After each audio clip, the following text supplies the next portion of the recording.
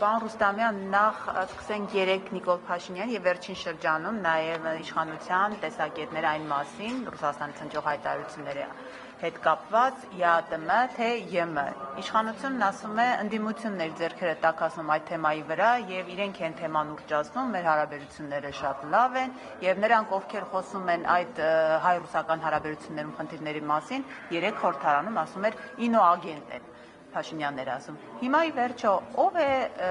այս ԵԱՏՄ-ի հետ կապված խնդիրներ ստեղծել, ինչու է ընդդիմությանը մեղադրում Փաշինյանը, երբ Պուտինը նրա հետ հանդիպման, Փաշինյանի հետ հանդիպման էր խոսում վերջնագրերի լեզվով։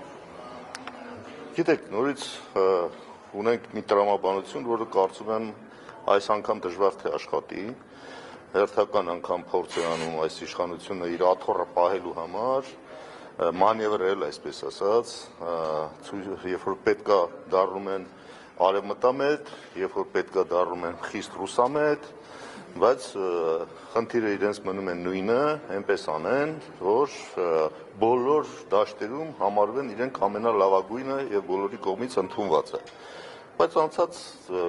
ճանապարհ կա, չէ, կատարված գործողություններ կան, կոնկրետ քայլեր կան, որոնք հստակ ցույց են տալիս, որ անհամատեղելի են իրենց հայտարարությունները, իրենց գործերի եւ արարածների հետ կապված։ Եվ իրենք այնքան են արդեն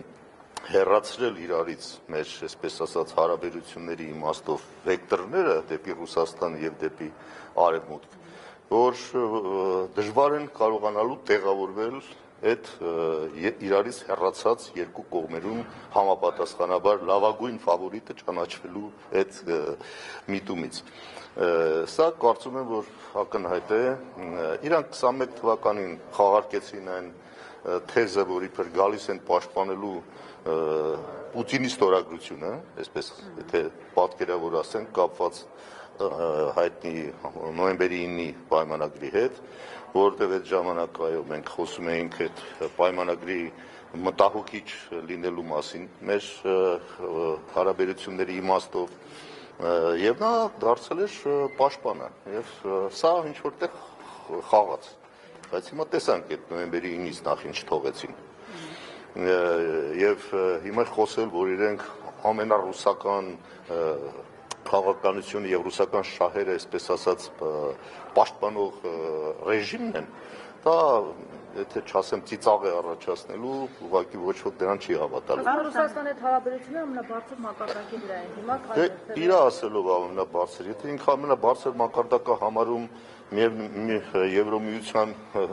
ուղղությամբ քայլեր կատարել է, օրենք ընդունել է,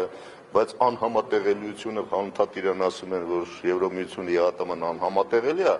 հիմա պարզվում է ինքը ԵԱՏՄ-ի հիմնական գլխավոր ջատագովն է եղել, մենք ենք եղել դրա դեմ խոսացողը, այսինքն հասկանում եք,